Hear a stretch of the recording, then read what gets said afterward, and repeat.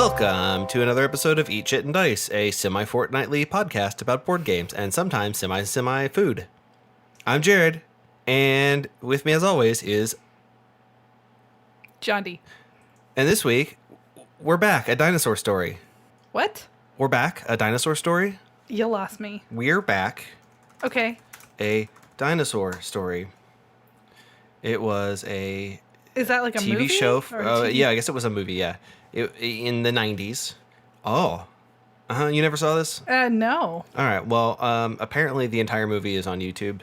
Or it's clickbait. I don't know. I feel like I don't really need to see it. But... Well, Jondi grew her legs back, and now she's back. It's up to you. You can tell people what really happened if you want to. I don't care. I just had surgery. No big deal. She had surgery. No big deal. Except it was on your spine. It was. It was on my spine. What's the real episode here, Jondi? I'm gonna let you Burbs read and it Bees. because you wrote it and it's dumb. Yep. It's a dumb meme. Burbs and bees. Yes. Yep.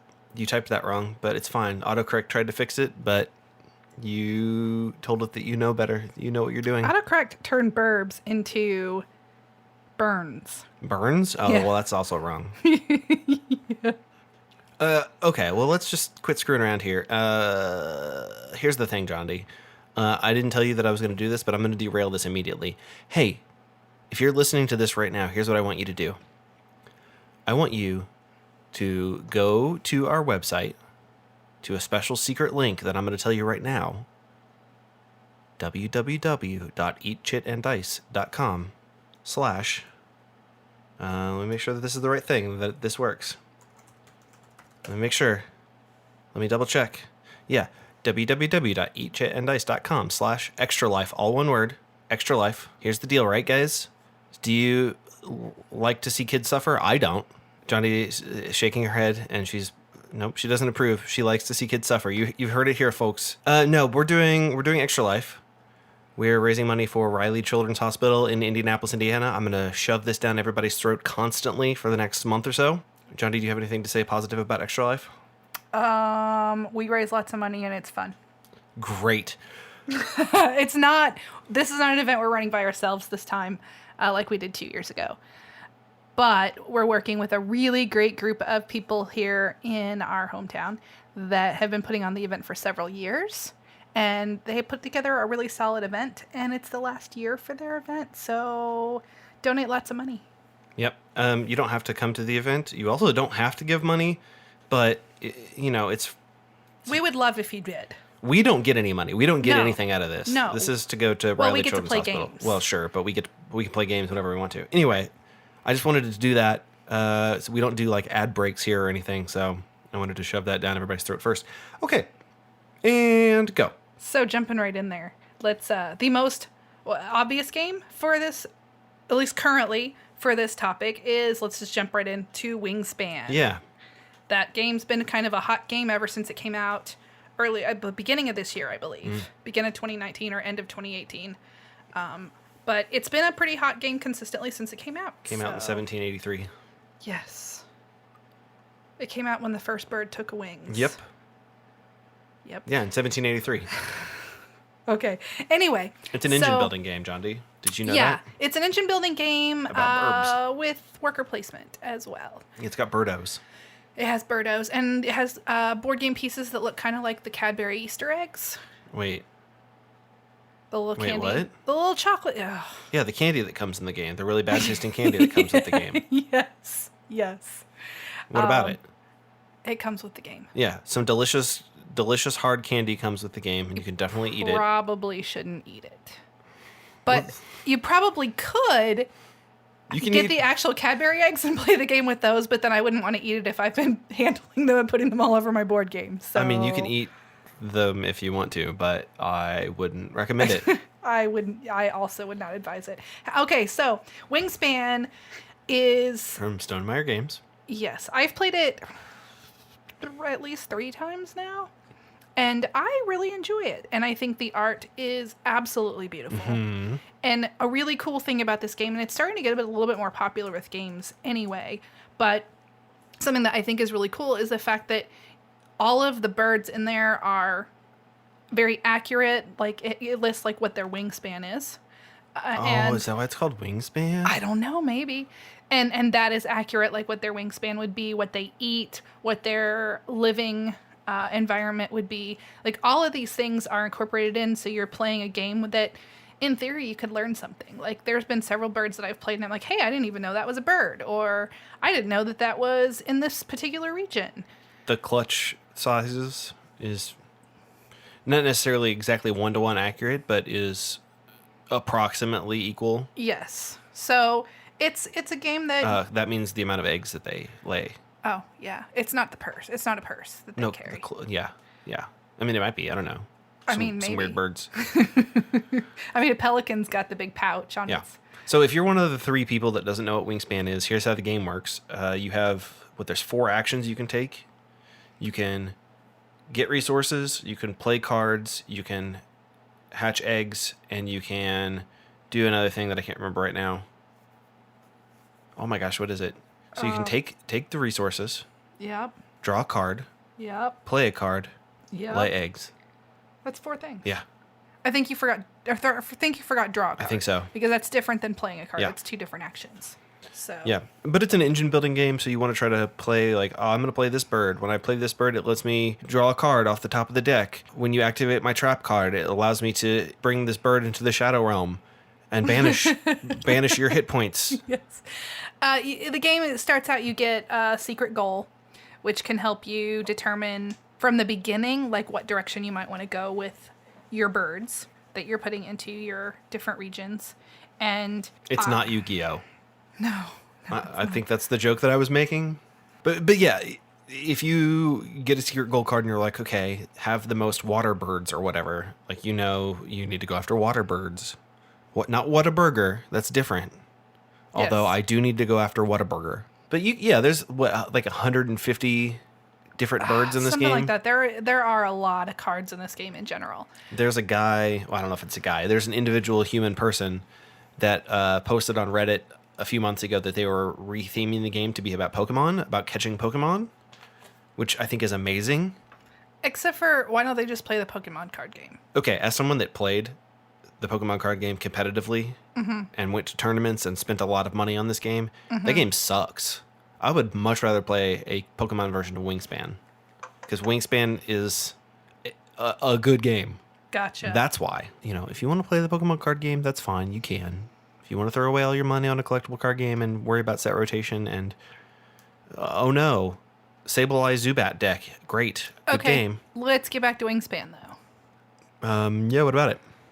So, what are some things you like? What are some things you didn't like? Come on. As I was saying, there's 4 actions you can take. The main mechanic here is that you want to lay down bird cards so that you can chain react, essentially, to lay down more bird cards to get more points.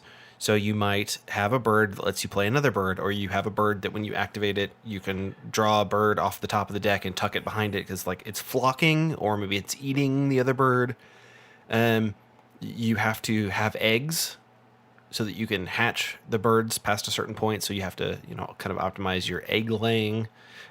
It's listed as a medium weight game. I don't know that I would say that it's medium weight. I think it's a lot simpler than people are trying to pretend that it is. I would still put it a medium weight, but I'd put it towards the lower end of medium weight. I think the only reason that I could buy someone saying it's a medium weight game is because all of the cards are different. And there's all the 150 cards are different, and there's several different ways to score. Mm-hmm. So I think those in itself make it more of a medium weight, because when I think of lightweight games, I think of games that pretty much all can serve as games that you can play with non-gamers easily. Wingspan, I think non-gamers could pick it up, but not as quickly as they would pick up, say, Topiary. Okay. Well, sure. I guess so. Maybe? Question mark? Whatever. It's a good game. It's got great components, and so I have an issue with the dice tower that I won't really complain about because it's a minor thing. But I don't like the dice tower. I'll just say it. I don't like it. Okay, but now that you're going to say that, you have to expand and tell me. I have to tell you why I don't like it. I mean, if you're going to say just you don't let me like roll something, the dice. Just let me roll dice. Just let me roll the dice. There's no rule that says you can't roll the dice Right. outside of the dice tower. Right. I know. That's how I play it.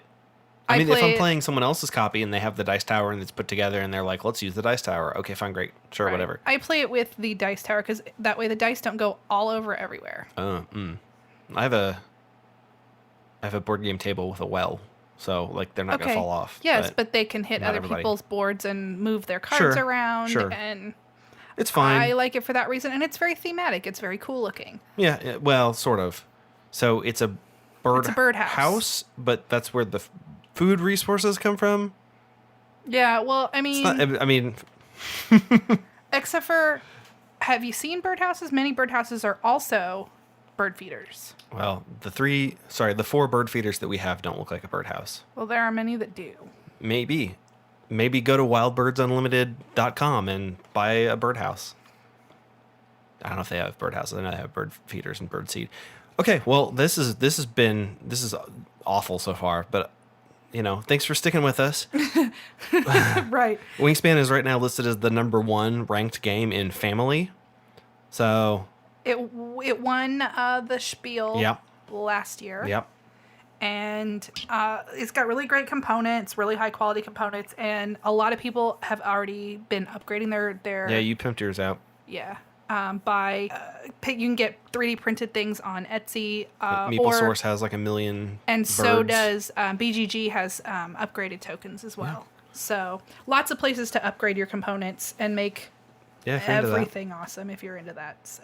All right, great. Well, okay. Now, do you want to complain about a thing? Sure. So we played Grackles from Fireside Games, and I'm not the biggest fan of abstract games. I'm not usually. Like, occasionally one will surprise me, and I'll be like, hey, I really like this, even though it's abstract. Grackles was definitely not among my favorite games I've ever played, and I honestly can say I would not play it again. With that said, I can see the merit in it for people that do like. If you're into abstract games, I've been led to believe that this will be right up your alley. Yes. Like, I'm not going to say it's a bad game. It's not. It's just not for us. Right. And I also found out later that Jared was playing it wrong. He was playing one rule wrong. I don't know that we all weren't, but I was not. I definitely remember doing a thing that wasn't allowed. So, okay, the way the game works, you have... Yes, how does the game work, Jondi? So you have little tokens. Did we say Fireside Games? I did. Well, Fireside Games. So you have little tokens that represent your Grackle birds. Yeah, and if you don't know what that is, it's a crow. Yeah, it's one of those giant blackbirds that you see in every city. Big old birds. So you have lots of little tokens in whatever color you're playing. Jondi, we're going to get so many angry tweets from bird ornithologists. It's in the crow raven family. The Craven family. Craven, yes. Not to be confused with Wes Craven. So anyway, the tokens represent your Grackles. And it's supposed to be kind of like Grackles sitting along on a power line. Mm. So whenever you place them, you have to place them. You can place them in a long row, but you have to be able to place one of your color on each side of the row to determine how far you can go out. What some of us were doing wrong was you can't do an L shape. Right. Unless you start a whole new row from that L shape. You can't use your first row as what you're building the new row off of. You have to actually use 2 new tokens in order to do that. Now, what you can do is continue the line that you've already started if there's another valid placement. But yeah, basically it's kind of like Othello or Reversey, except you can't flip over other people's tiles. You can just place yours in a row. Yes. Between 2 of your colored tiles. It's a really easy game to learn. It didn't take us long. Obviously, tile placement. We missed a rule. Yeah. But overall, it's a really easy game to learn. It's really quick to play. And if you like abstract, like strategy type games like this, definitely give it a try because it's probably up your alley if you like abstracts. Yeah. I mean, as far as abstract games go, again, I'm not a big fan of them, but having played this, I'm like, okay, yeah, if you're into this, I could definitely see you being into this. There is some strategy. It's not just drop the tile and drop down things, because you can rotate the tiles if you have a valid rotation. You know, you can set yourself up for a good placement by trying to trick your opponent into rotating it for you. But it's Right. a lot. I mean, there's for me, it's strategy just there. a lot of just, okay, well, For me, yeah, it just wasn't. I'm going to put my disc on the color, and Yeah. I guess these are birds. I don't know. Yeah. So it has a very loose like bird theme put on top of it because it could just as easily be people standing in line. Yeah, yeah. Well, yeah. Or it I could don't know just if you wanna easily do just that. not be a theme at all. It Right. could just as easily just be a little strategy game. I mean, to be fair, it does say it does describe itself as a lightly themed abstract strategy game. and that's 100% right. Yeah. I would agree with that. So no real complaints other than the fact that the game is just not for me. Right. The only complaint that I have is that just like with trick-taking games, I am into Euros. That's my complaint. And that's not really. It's just No, it's this game not. is not for me. Yeah. But that's okay. You know, not every game has to be. Right. Doesn't mean that it's not a good game for someone. Very true. But moving on to another one that I really am not sure is a good game for anyone. Well, okay, that's a little harsh, but yeah, go on. BEEEEES, We Will Only Know Summer. So you might recall when this Kickstarter was up, Jared and I were both really excited about this one. And yeah, it's a thing. We got it. We have now played it. It is not the worst game ever, No, it's not. but there are many games that are far better in the same genre. This one is too clunky and there's just too much to it for what it is. So there's a lot going on in this game, which is not a bad thing. It just seems like maybe one or two of the things could have maybe been taken out, and it would have been more streamlined. I will say. The thing I hated the most clunky thing about it. So okay, I guess we should. Yeah, go. we should. The game itself, you play as a beehive, and you have to get through spring, summer, and fall so that you can then survive the winter, because the winter is the hardest season for a beehive to survive. Throughout the game, wild beehives will be popping up, and you have to either take those over or they could cause you problems. That's the part I hated the most. It was too clunky. It was too very complicated. fiddly. It was really fiddly, and I feel like that could just be gone, or at least extremely simplified. So it's a worker placement game, Yes. and the workers are your bees, because sure, of course they are, because that's how bees work. So you can scout out a new area, which means draw a tile from the bag and place it out. You can go forage. I don't remember what it's called, but It's you go forage. get pollen and honey and stuff. Yeah. You can fight other beehives, whether that be another player or one of these wild ones. And you're basically just doing that to either eliminate the wild beehives from the board, Steal their honey. and you're also doing it to steal honey so that you get honey more quickly. But when you steal honey, you also gain disease. Yeah, your bees get sick because Yeah. they get dirty, so you can clean them. You can.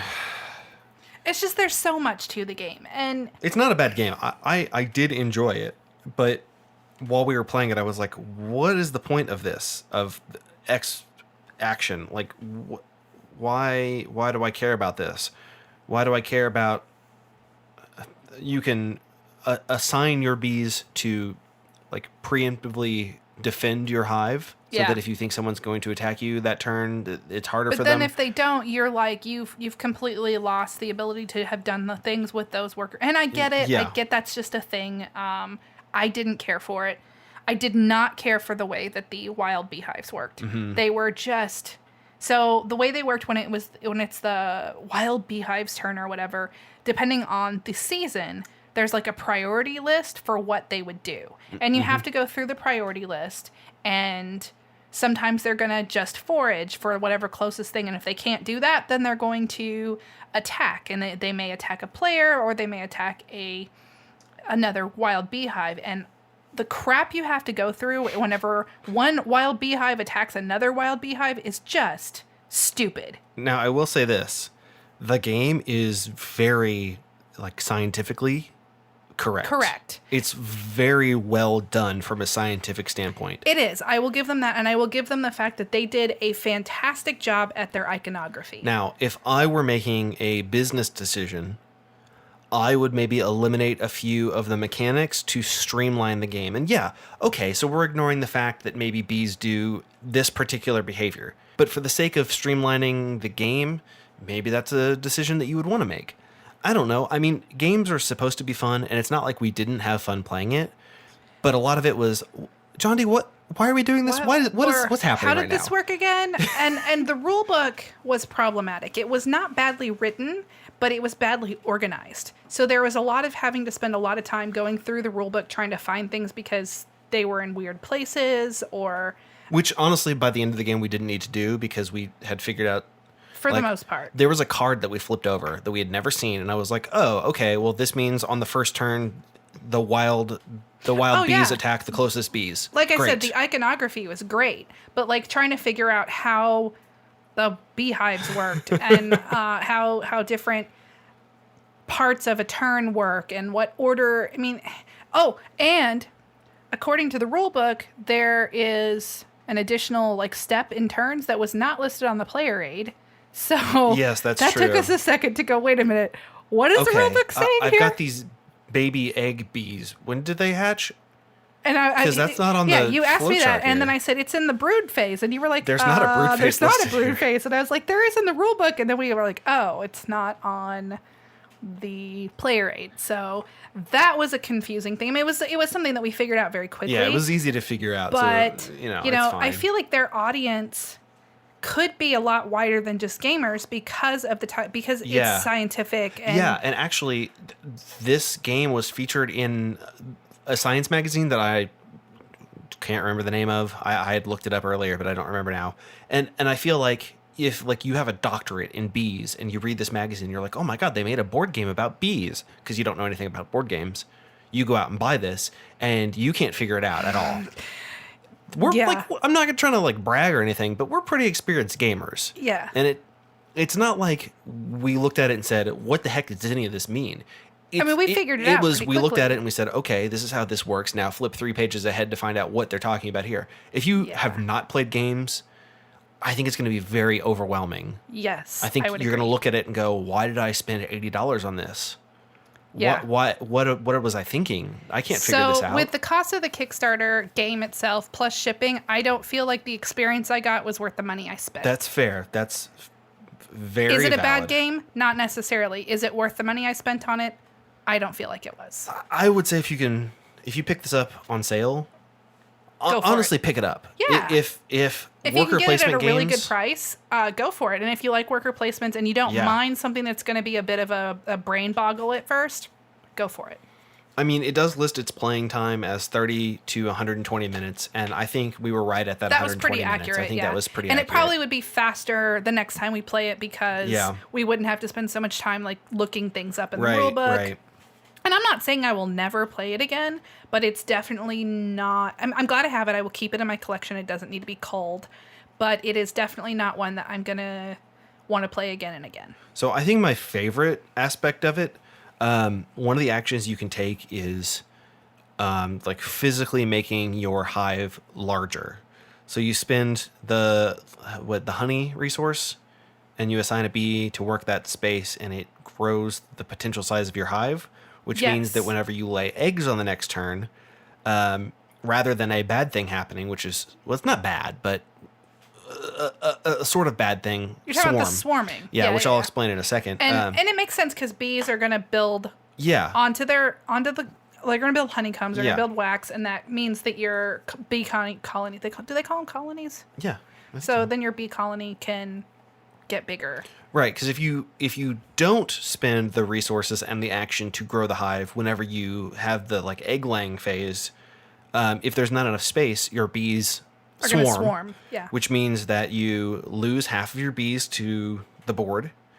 Which I feel like that makes sense. If they're swarming, then bees are going to die. They're like leaving, and then maybe they go to a new hive. You have the option of doing that and assign a new queen, and you lose all of your resources, because of course you do. That makes sense. Your bees left where the resources were. They're not going to bring them with them. Right. So I did like that there was kind of a a balancing act of letting your hive get too big.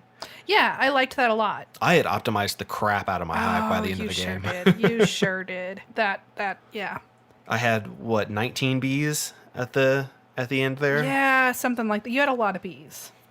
But I still had to feed them. I got towards the end and realized that I had no way of expanding my beehive quickly enough, and the last thing that happened to me was swarming, so I lost right, half you lost my half of your bees. bees. Yeah, because you still have to collect enough resources to feed them. Because if you don't feed them, they die. They starve. Yeah. And when you do the forage action, your bees get diseased, so you also have to worry about like, okay, I can't forage too much this round because I will lose too many bees to disease when the eggs are whatever. It is a process, and I think that it does a very, very good job of accurately describing how a bee colony works, which is great. However, there's also another game that we played that was about bees and their I would process. say along the lines of somewhat accurate as well, but it was very simplified. It was a lot easier, and I don't want to say it's a better game, but I think it was a more pleasant experience. Yes. Because it wasn't us spending an hour and a half reading a rule book and then 2 hours playing a game. Yes. I guess we should just switch topics here. Waggle Dance. Unfortunately, the game is currently out of print as far as I'm aware. But I did look the other day, and there were a number of copies available on the Board Game Geek Marketplace. So if it sounds neat, you should definitely check it out. It's very similar to Roll For It or Las Vegas Dice or any of those kind of games where you roll a bunch of dice and then assign them as essentially workers. And then, but it's bees. So for people that don't know, Waggle Dance, the title of the game, is also an actual bee term. Yeah. For a... It's how the bees communicate stuff. So according to Wikipedia... Oh, yes. It's a term used in beekeeping and ethology for a particular figure-8 dance of the honeybee. By performing this dance, successful foragers can share information about the direction and distance of patches to flowers yielding nectar, pollen, to water sources, or new nest site locations with other members of the colony. Yeah. It's a real thing. And it's somehow the bees know math. Did you know that, Jondi? Bees know math. It has been scientifically shown so that bees smarter than know me. math. Well, they're smarter than some people. But so Waggle Dance is, I guess you'd call it... It's a dice placement game. With some set collection, because the set that you're collecting is you're trying to flip your hive tiles from the honeycomb side to the honey side. Yeah, but I would think overall it's definitely dice rolling worker placement. Yeah. But the workers are the dice. And there are A through G. Yeah, there's several actions that you can do. Things like laying eggs, hatching eggs, collecting nectar, turning, like actually putting honey in a honeycomb, which would be flipping over one of your honeycomb tiles to honey. Drawing a card, which the cards make other things a lot easier to do, but they're one-time use, so it's not like you're going to get a card and it's going to completely unbalance the game, because it's like I'm going to do this really cool thing, and now the card's gone, and I can't do that cool thing again unless I get another card. Right, so basically you start with a number of dice, 6 dice, I think. Yes. Everybody rolls all their dice all at once, and then in turn order you assign dice to the board, which is actually just a series of cards, but they're laid out in a specific way. So maybe you want to this round, okay, so I've got a 6. I'm going to place this 6 on the empty spot on lay an egg.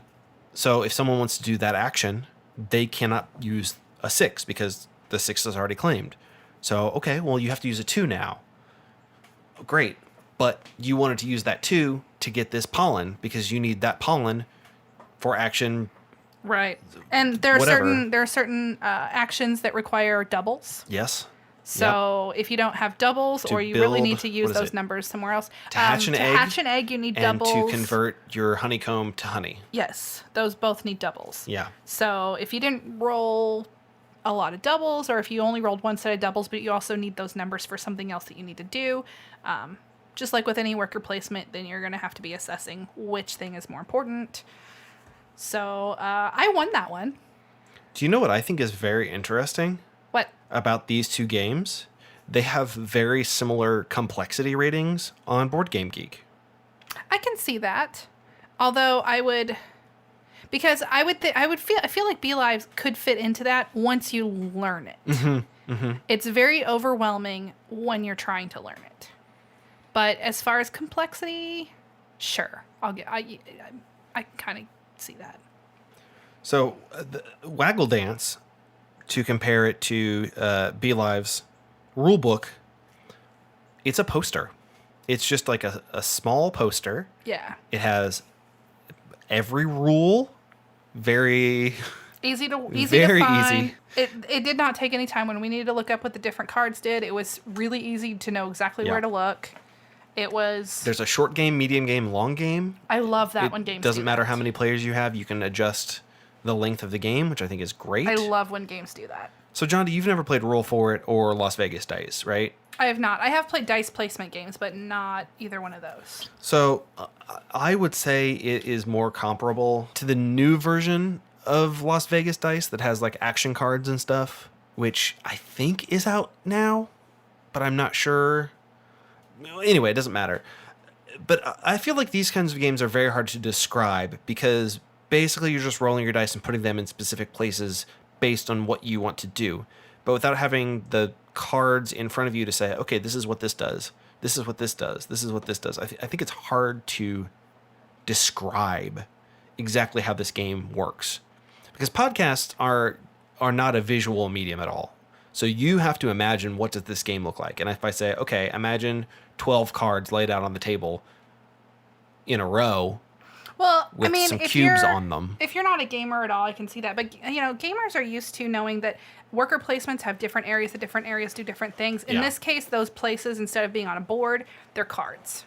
And the cards, ABC are 3 cards. And then D is D, which is 6 cards in a circle. And then E, F, G are the 3 on the other side of that. And each one of the cards or sections do something different. Yeah. And the D section is all of the like pollen cards. So, for example, 3, you can play as many dice as you want to on the 3, and the majority will get more pollen. If there's a tie, there's some different rules. But basically, if I have 3 dice on one and Jared's got 2 dice and Kat also has 2 dice, I'm going to get 2 of that particular nectar, and then Jared and Kat will each get 1. No. No? No, if we're tied for second, I don't have the flow chart in front of me, but I think if you're tied for second, you don't get anything. Gotcha. Okay. If you're tied for first, you split 1 and 1. That's right. You are correct. But if you're tied for second, you don't get anything because you don't, I guess. Bees. It makes it so that it's a somewhat limited resource each round, which is kind of cool. The game itself is pretty quick. I really liked it, and I want to play it more. Me too. I'm 100% with you there. I kind of want to. I've taken this into the downstairs area, which is where we keep our like intro games when we have people over that don't play a lot of board games. Mm-hmm. It's definitely earned its place down there. It's very easy to teach. It's quick.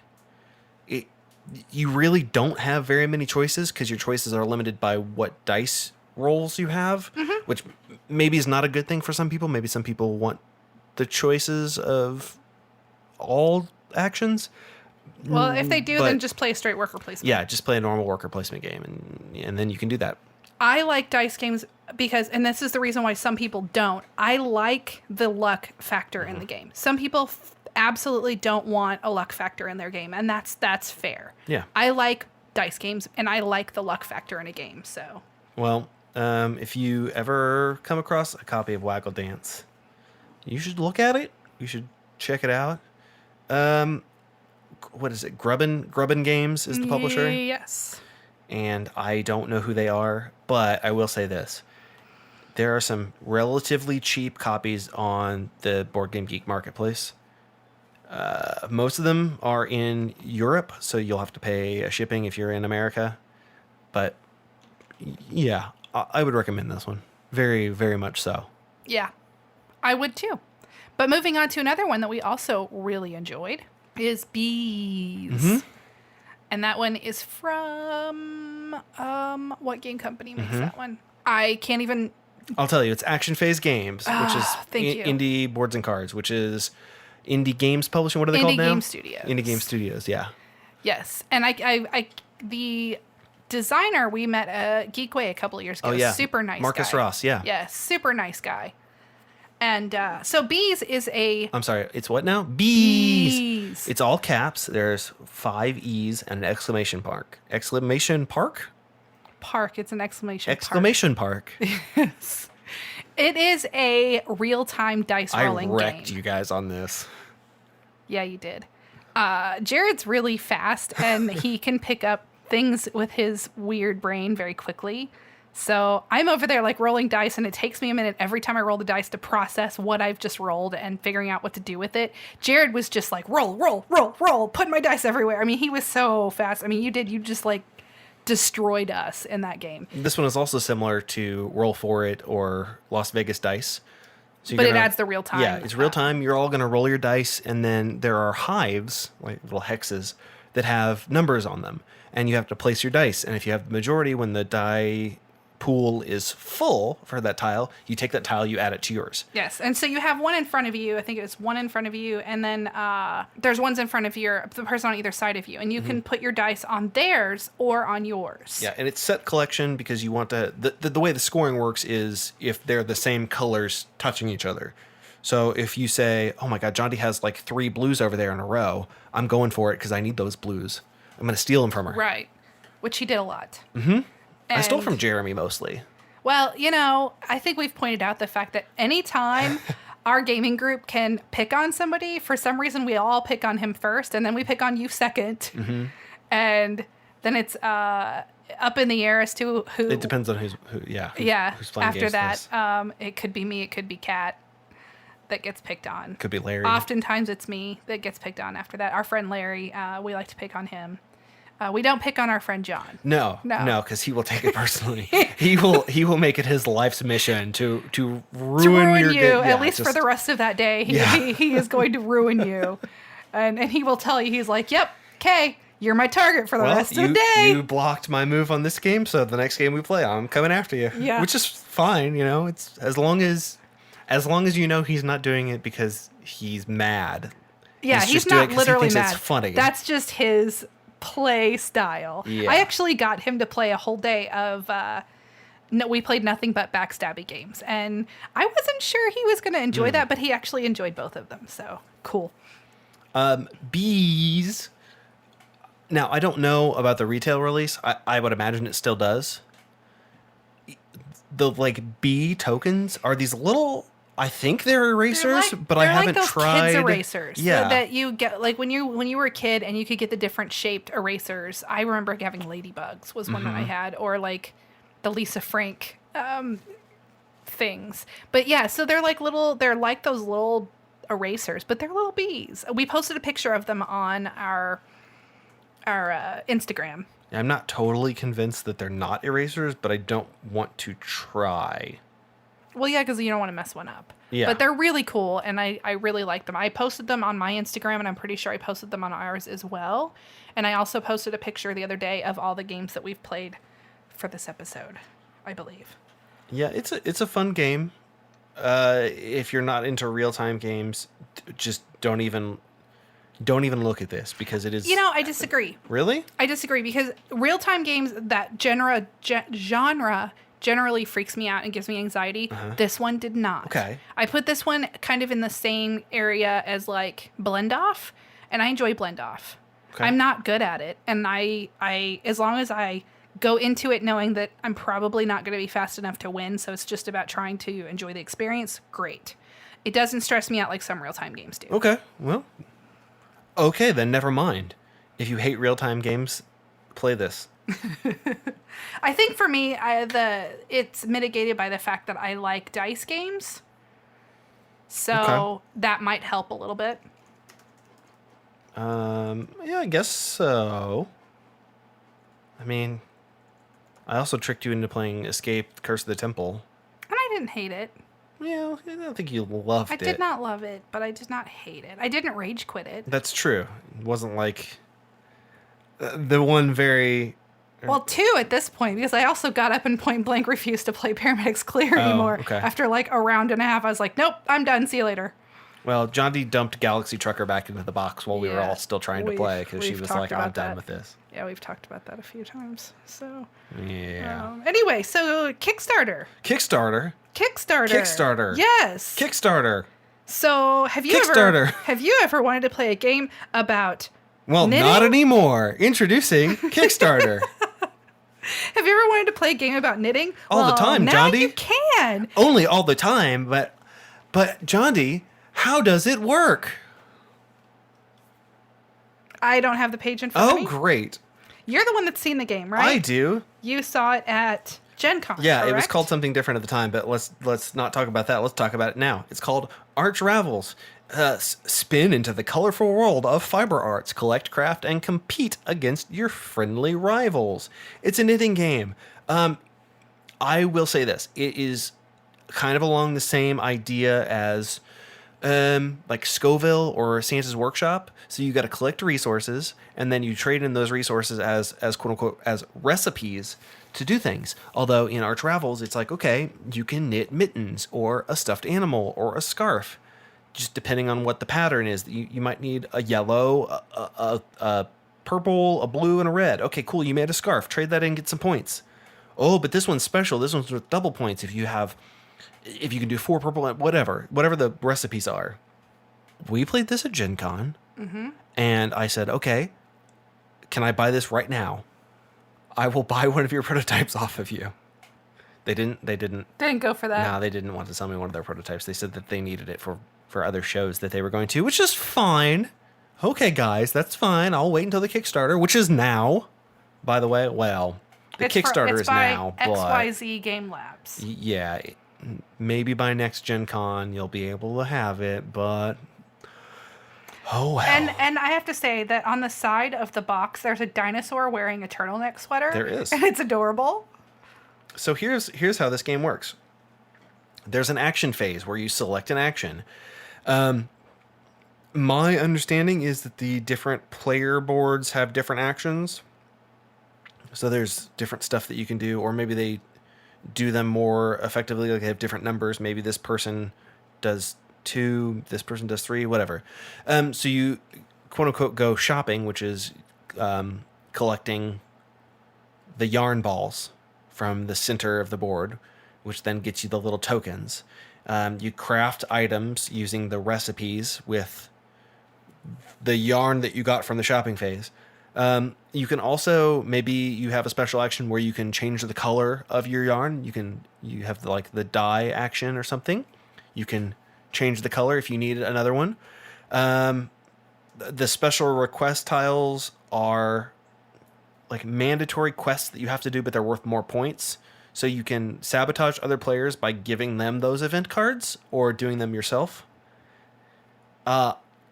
There was not anything about this game that I was like, well, that's cool, but what if this were different? Everything about this game was mind-blowing to me. Yeah, and it's gotten a lot of good comments from the reviewers that took a look at it for previews. So I feel like this is just going to be...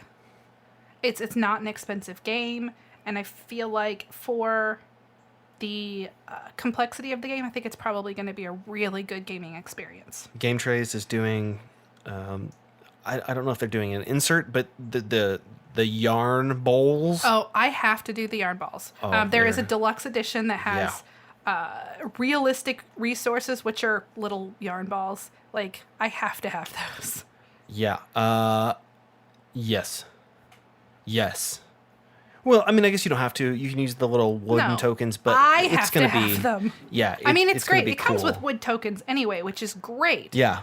But for this kind of game, I feel like I just really need to up that experience to like little yarn balls, because I 100% see myself getting this game and taking it over to play with my mother-in-law, who has been knitting for like a gazillion years, and she will really love this because of it appears to be a very accessible game as far as ease to play, and adding like the little yarn balls will just make it even cooler for sitting down with a family that aren't necessarily gamers, but you got yarn balls and stuff. Yeah. I think they're billing this as like a puzzle game. It's not really, but I don't know what else you would call it. I mean, it's resource management for sure, because you got to collect the yarn balls and then spend the yarn balls to get points. But man, when we looked at this at Gen Con, woof, I wanted it immediately. Yeah. So I'm very excited that it's hit Kickstarter. I'm all in on this. Yeah. 2 to 4 players, 45 minutes average time. Yeah, you guys should check it out. We'll have a link in the episode notes, or you can just Google it yourself if you really want to. Yes. But I'm very excited about this. It's me too. Day one almost funded completely, so I'm fairly confident you're going to get it. Yeah, so go check it out.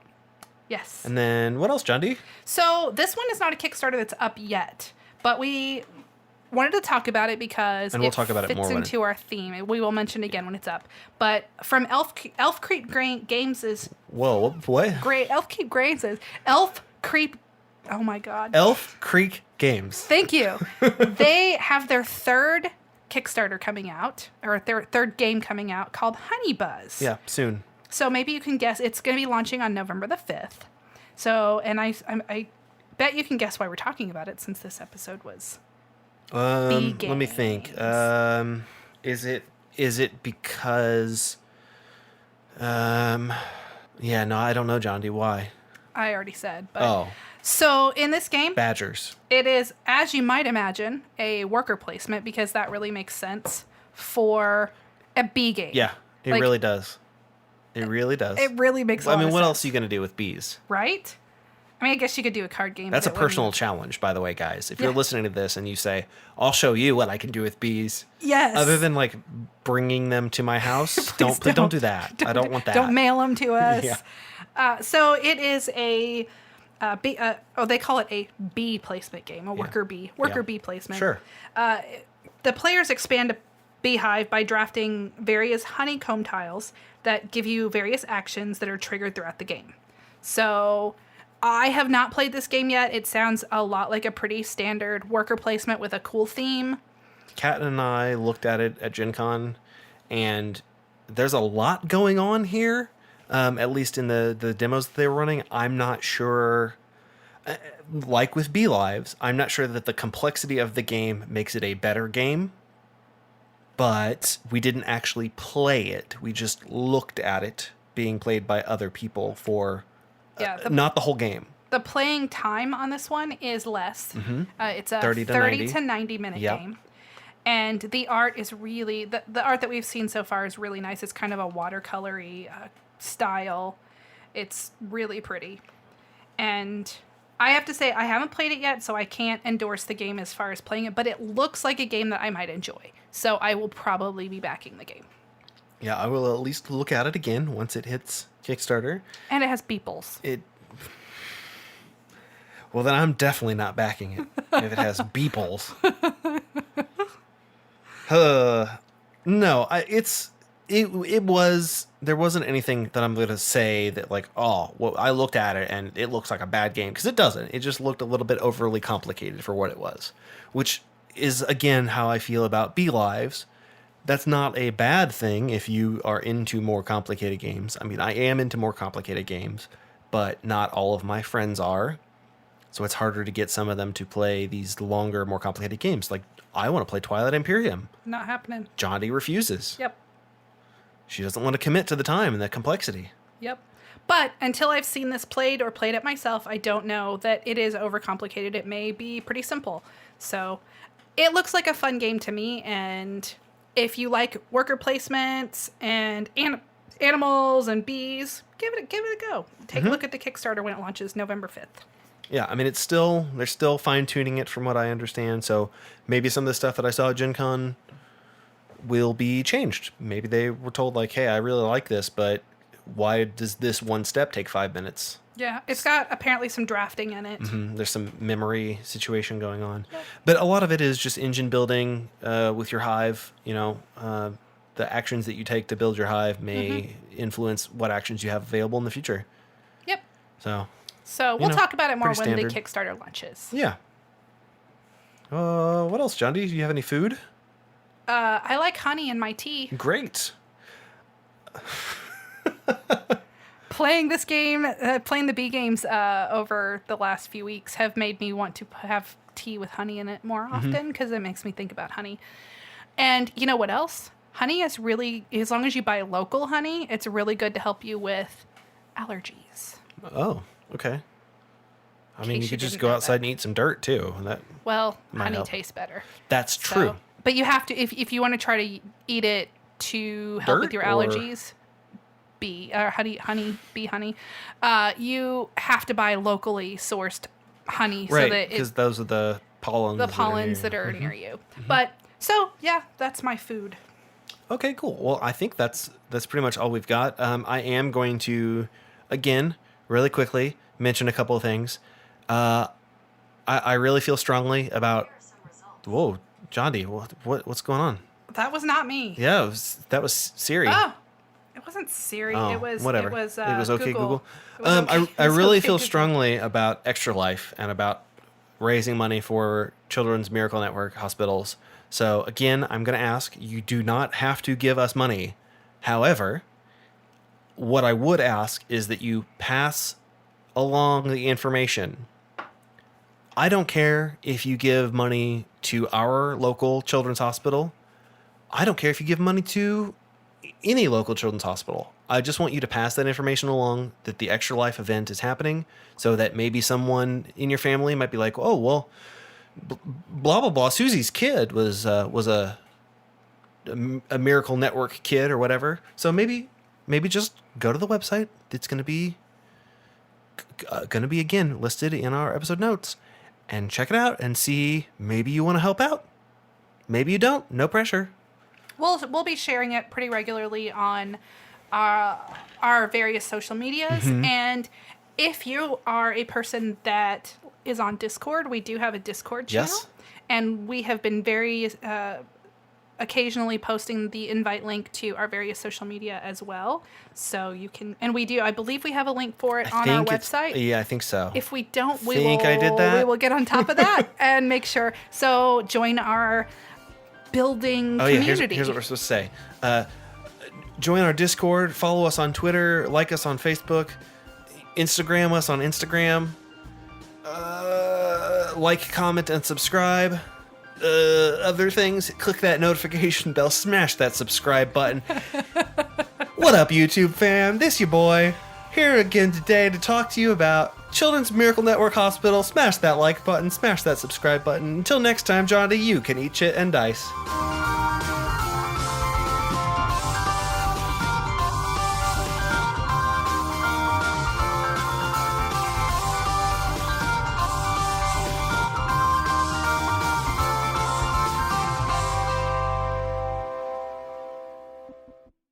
Eat Shit and Dice is an independent production of Swin Media and is distributed under a Creative Commons license. Attribution, non-commercial, share alike 4.0 international. Did we get it? You're supposed to mute. You're supposed to turn that off, Jondi. I did not know that my phone would, or that my watch would continue making sounds if my phone was on mute. I thought that one made the other. What'd you Google there? What'd you Google? I don't know. Okay, here are some results. Yeah. Here's what I found. Stupid Google.